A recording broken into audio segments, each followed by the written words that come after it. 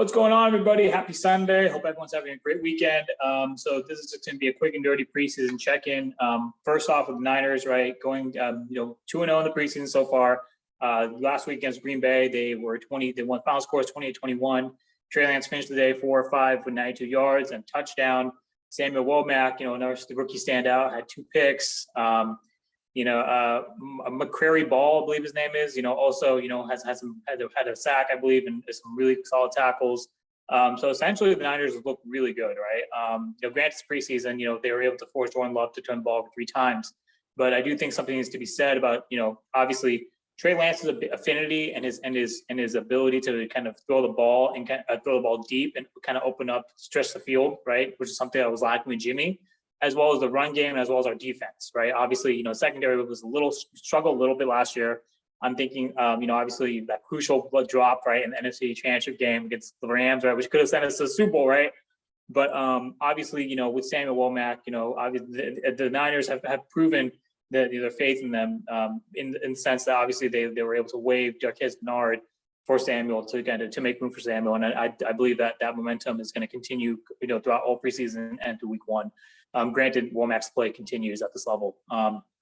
Essentially, moving onwards, I think, the Niners, look, obviously, like I said, Trey Lance looks great. Shanahan's obviously going to, mask some of his weaknesses using the RPO, the play action. I believe Trey can definitely, kind of what Steve Young has said, Trey has shown that he can, be a pocket passer, but essentially, it's going to be a lot of design plays, kind of almost like a Jalen Hurts type of scenario. But the Niners, obviously, if they're able to kind of continue this performance and, through the regular season, we may see, them go deep. Now we have to talk about, Chris Canty's prediction, right, of the Niners in the Super Bowl and Trey Lance having MVP season. I believe it's a little too early for that. But, again, I think, anything can happen. Season hasn't started yet. And so, if Kyle Shanahan is able to, if what we see in the preseason is any glimpse of what to expect in the regular season, then I'm pretty sure that, we're going to be able to see a lot more, good plays and a lot more downfield, types of, downfield type of action from Trey. Actually from there, I think another kind of standout team for preseason, obviously the Bills yesterday beat the Broncos. I believe final score was 42-17, right? 42-16 or something ridiculous, right? Obviously the Bills, they're fresh off of that, that one of the all-time great playoff games, which they ended up on losing end against the Chiefs, the divisional round this past year. But I do think that, Josh Allen and Gabriel Davis, who they have high hopes for, the whole squad looks really good, right? They look really good. And ultimately, I think maybe my Denver pick was a little premature, right? Being a prisoner of the moment with Russell Wilson, but essentially, we'll see how that shapes out. Ultimately, I think Russ will be able to kind of bring the leadership, and he has an X factor, like a Houdini X factor, that's such like Patrick Mahomes kind of brings to the Chiefs. If you were able to see the Chiefs Washington Commanders game yesterday, Patrick Mahomes made some crossbody throws and he threw a touchdown, going, I think he was scrambling left and he threw right. And then the touchdown, he was scrambling I think he was scrambling left again, and he threw a dart, just straight to the corner of the end zone. And ultimately, I think the Chiefs look like they're basically picking up right where they left off, right? Fresh off the AFC Championship loss, looking forward to looking to kind of rebound and get back to the Super Bowl. Ultimately, I think it's Patrick Mahomes has proven his affinity with all of the receivers. He was able, I believe, one drive. He completed 6 passes to 7 passes to 6 different receivers, and ultimately, I think Juju Smith-Schuster is a great addition. It's looking like they haven't lost a beat. And the Chiefs believe that with Patrick Mahomes, not having Tyreek Hill, not having, that kind of that go-to guy, it's going to help him develop as a quarterback. And so far, that's what we've seen, right? Almost similar like a Tom Brady, where Tom Brady spreads the ball. That's why there wasn't really a dominant receiver during Brady's years, besides Randy Moss and Rob Gronkowski, and I guess to an extent Wes Welker. Tom Brady was able to spread the ball so much that the Patriots were able to he was able to rack up yards and touchdowns without having a 1,000-yard receiver. Ultimately, that's kind of what I think Patrick Mahomes is heading towards. Patrick Mahomes is an all-time great quarterback, even this early in his career. So yeah, it was good to see that. I saw another few games which were notable. The Chargers, losing to the Cowboys, it was a 32, I believe, 18, right? Final score. Chase Daniel came out, and he proved that, he still can play as a backup in this league.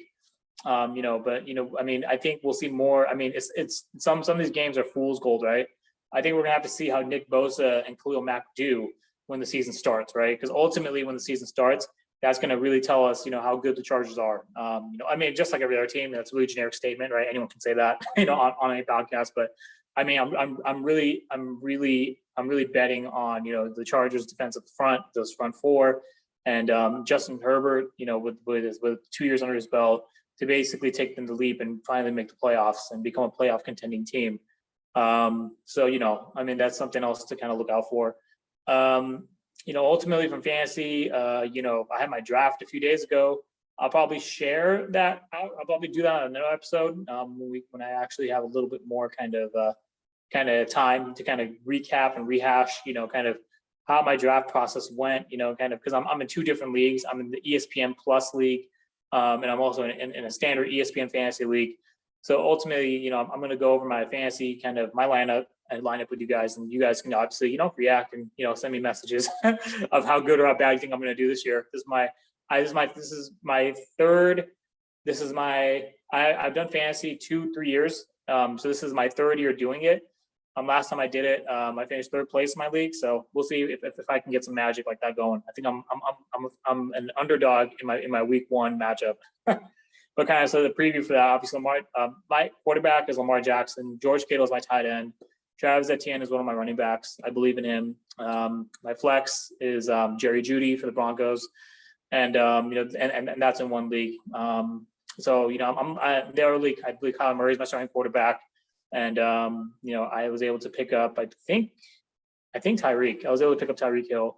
I don't have my line in front of me, guys. Sorry about that, but I'll definitely in the substance of the following episode, I'll be able to pull everything up. I'll probably do it when I'm able to do a fantasy kind of update. But obviously from a preseason perspective, obviously there's a lot of Kenny Pickett looks great. Both of his starts, he's actually shown poise in the pocket. The Steelers, they've won I think both their games, right? So in the last game against Jacksonville 16-15, it was a close one. Etienne actually played pretty well in that game, but I think Kenny Pickett might actually outplay Mitch Trubisky. I don't expect Mitch Trubisky to not be the week one starter in week one, but I do think eventually as the season progresses, Kenny Pickett will probably get his number called if he continues this type of play. It's almost Russell Wilson-esque. When Russell Wilson came to the league, he had like a 70% completion in the preseason, back in 2012, 10 years ago. And, obviously Kenny Pickett's kind of showing that same type of promise and poise, as quarterback for the Steelers. So, we'll see how well he's able to continue moving forward with the Steelers kind of, their season. I think any other teams, Atlanta Falcons, we'll see what happens. Mariota, we already talked about that with Marcus last episode. I mean, the Raiders obviously look great too. So we'll see how they look, moving forward. I think that's pretty much it. I mean, the Vikings, obviously now he's able to beat them pretty handily, 17-7. Again, fool's gold. We'll see how they do when they have Kirk Cousins and obviously Justin Jefferson playing the full kind of 48 minutes or 60 minutes, right? So I mean, I think there's a lot to look forward to. I think the Niners team with all the rookies that they were able to pick up, McCrary Ball, Samuel Womack, obviously who's a receiver I can't even remember the name. Trey Lance threw a dart to the receiver and I forgot his name. He threw a dart to him, got the touchdown, then he sat out the one series. But yeah, all the rookies look great. Marquez Zenara is no longer with the team. Robert Nkemdiche, I believe his name is pronounced, is also no longer with the Niners as well.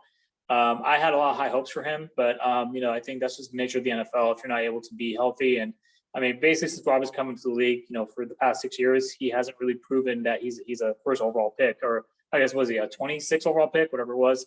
But ultimately, I think the Niners look great. And I think there's a lot of depth on this team, both sides of the ball. Javon Kinlaw looked healthy in practice. Trey Lance looked great. Obviously, in this practice footage, if you guys haven't followed, the Niners on Twitter, you can go and find some clips from his practice footage, at the Minnesota Vikings, training camp. And the joint practices, that's another thing. I think joint practices have actually made the teams look better.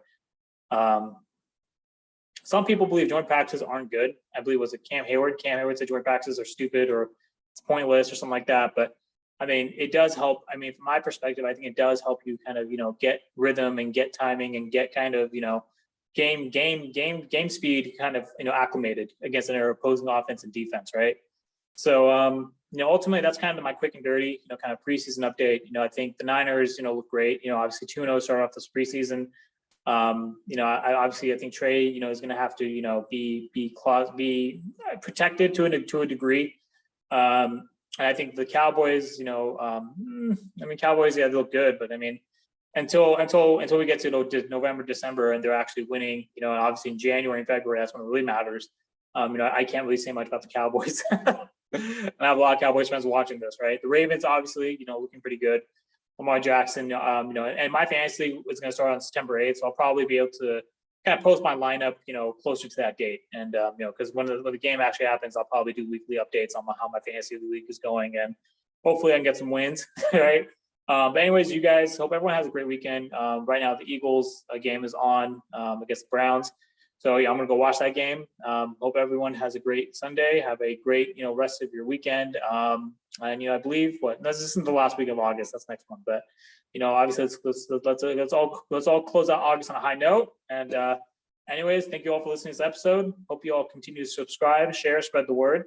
And please help us continue expanding our digital footprint. I definitely appreciate everyone who's tuned in and shared the podcast to help us get more of a digital presence on Google search. So keep spreading the word. Definitely everyone keep helping us kind of grow our brand, grow our platform, and hopefully we'll continue growing the base and continue growing obviously our range. So I may have a guest announcement, pretty special one coming up this week. I'll have it confirmed soon on our social platforms, on Twitter and on LinkedIn.